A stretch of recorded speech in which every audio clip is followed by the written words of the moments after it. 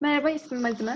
İGAM Mülteci Bilgilendirme ve Destekleme noktasında sosyal hizmet uzmanıyım. Vaka yönetim sorumlusu olarak çalışıyorum. Bugün Kumsal'la birlikteyiz.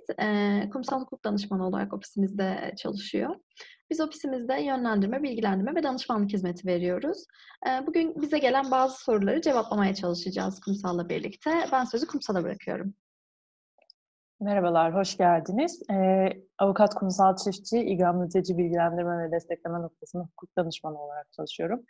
Bugün sizlerle Azime ile birlikte en sık karşılaştığımız soruları yanıtlamaya çalışacağız. Umarım faydalı olur. Şimdiden iyi seyirler diliyorum. O zaman tam da gündemindeyken bize en çok gelen sorularla başlayalım diyorum ben. Şimdi yaklaşık 3 hafta önce bir sokağa çıkma yasağı geldi hafta sonlarından itibaren. Ama Hı bu hı. sokağa çıkma yasağının tam olarak kapsamı nedir? Yasak kimler için geçerlidir? Yasağa uyulmazsa bunun hukuki sonuçları var mıdır? Bu konuda bize bilgi verebilir misin? Tabii ki. Sokağa çıkma yasağı şu an için 20 yaş altı kişiler ve 65 yaş üstü kişiler için geçerli. Bu kişilerin sokağa çıkması yasak. Sokağa çıktıkları takdirde idari para cezası uygulanıyor. Bu idari para cezasının miktarı ise 3.150 TL. Bu yaş sınırının dışında bir de kronik rahatsızlığı olan kişiler için de sokağa çıkma yasağı söz konusu. Diyabet, kalp hastalığı gibi kronik rahatsızlıklar nedeniyle de sokağa çıkma yasağı söz konusu. Özel izinler olmadığı takdirde bu kişilerin de sokağa çıkmamaları gerekiyor. Bir de ayrıyeten bunların dışında birkaç haftadır uygulanan ve tüm ülke geneline uygulanan bir sokağa çıkma yasağı söz konusu. Hafta sonları yaş farkı gözetmeksizin, herhangi bir durum farkı gözetmeksizin herkes için geçerli olan sokağa çıkma yasakları uygulanmakta 2 haftadır. Yine bütün ülke için geçerli olan para cezası, idari para cezaları uygulanmaya devam edilmekte ve sert bir şekilde uygulanmakta da. Biz de danışanlarımızdan çok duyuyoruz. Bilmiyordum, haberim yoktu, para cezası kesildi şeklinde şeyler duyuyoruz. Biz buradan bilgilendirmemizi yapmış olalım. Bu cezanın uygulandığını, gerçekten kesildiğini, sert bir şekilde, istisnai bir şekilde kesildiğini biz fazlasıyla duyuyoruz. Kişilerden sadece şunu rica ediyoruz. Çok ileri bir durum olmadığı sürece bu yaş haddine takılmadıkları durumlarda bile evden çıkmasınlar. Çünkü hassas bir dönemden geçiyoruz. Hepimizin duyarlı olması gereken bir dönemden geçiyoruz.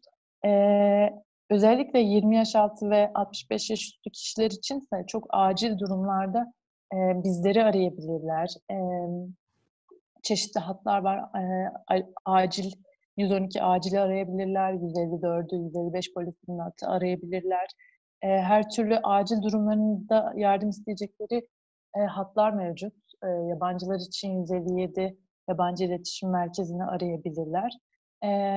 Tek başına olmadıklarını bilsinler. Biz buradayız. Bu hatlar 7/24 hizmette.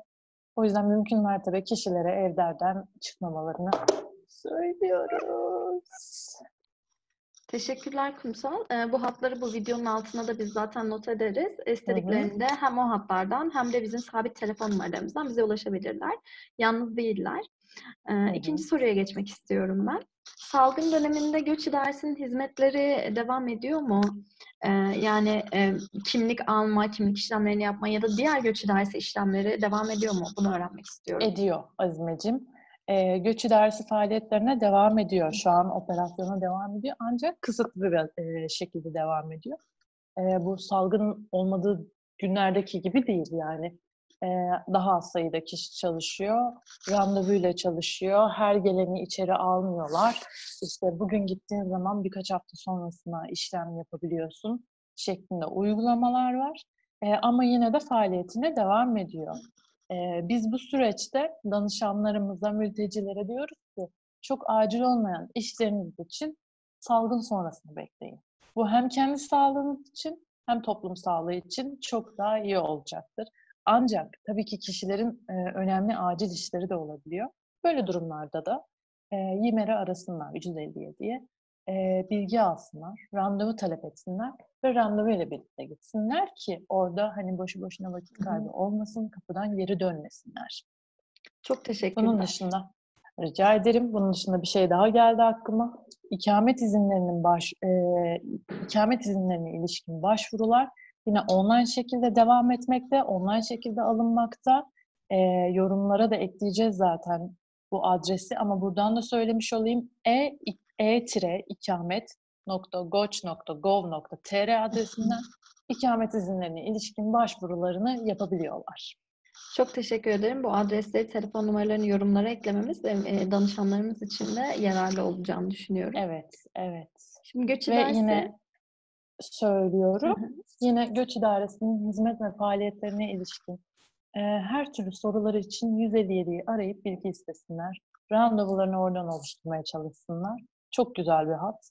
Çok ilgililer. Pazar günü dahi ben aradığımda çok güzel bilgilendirme yapıldı bana.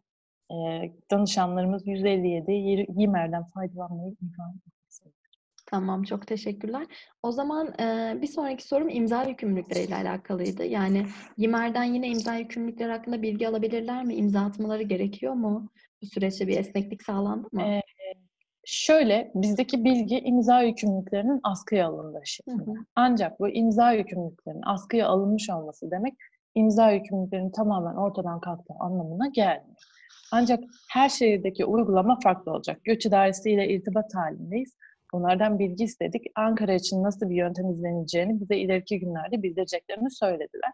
Ama şu an için danışanların çok da korkmamalarını, en azından imza yükümlülüğünün ihlali yüzünden sınır dışı riskiyle karşı karşıya olmadıklarını bilmelerini istiyoruz. Sadece nasıl uygulanacağı ilerleyen zamanlarda belli olacak.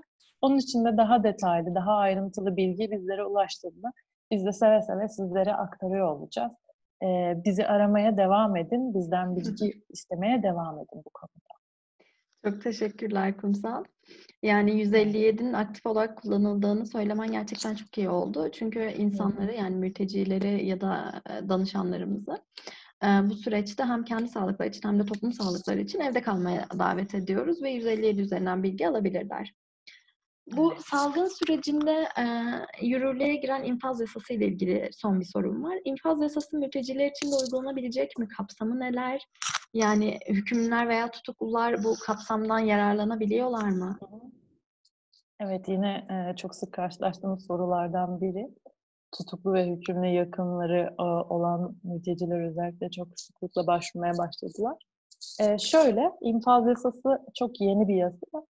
Sanırım 2 hafta dahi olmadı yürürlüğe girmesi, resmi gazetede yürürlüğe girmesi ama uygulanmaya başladı. İnsanlar hapishanelerden tahliye edilmeye başladılar. Bu yasa tabii ki mülteciler için de geçerli. Cezaevinde bulunan hükümlü mülteciler için de uygulanıyor ve uygulanmaya devam edecek. Ancak çok detaylı bir yasa, çok kapsamlı bir yasa. Birçok detay içeriyor. Bunların hepsini kısıtlı süremizde anlatmamız mümkün değil ama kısacası şunu söyleyebiliriz. Adi bir suçtan cezaevinde bulunan bir hükümlü mülteci 3 yıldan az süresi kaldığı takdirde bu yasa kapsamında tahliye edilebilecek. Tabii bunun istisnaları var. Cinsel suçlar, terör suçları gibi çok çok fazla detayı var yasanın. Kısaca bilgiyi verelim. Daha detaylı durumlar için, daha komplike durumlar için yine bizleri aramalarını söyleyelim. Çünkü vaktimiz senin de bildiğin gibi kısıtlı. Evet. Uygulanacağını bilsinler. Yani bu yasa mülteciler için de geçerli Evet, ama tabii ki. tabii ki herkesin aldığı suç bireysel olduğu için hangi suç ne kadar ceza aldıysa ona göre Evet, tahliye evet. olacağını Hepsinin söylüyoruz. değerlendirilmesi lazım. Çok doğru söylüyorsun. Hı Hepsinin hı. değerlendirilmesi lazım. Çok teşekkür ederim Kumsal bana bugün eşlik ettiğin Rica için. ederim. Çok yararlı bir yayın olduğunu düşünüyorum ben. O zaman yani tekrar bahsettiğimiz numaraları videonun altına ekleyeceğiz. Evet. Danışanlarımızın bize ulaşmalarını, mülteciler için faydalı bilgiler içeren yayınlarımızı takip etmelerini öneriyorum ben. Evde kalın, güvende kalın demek istiyorum. Hoşça kalın. Ben de teşekkür ederim Azimeciğim bana eşlik ettiğin için.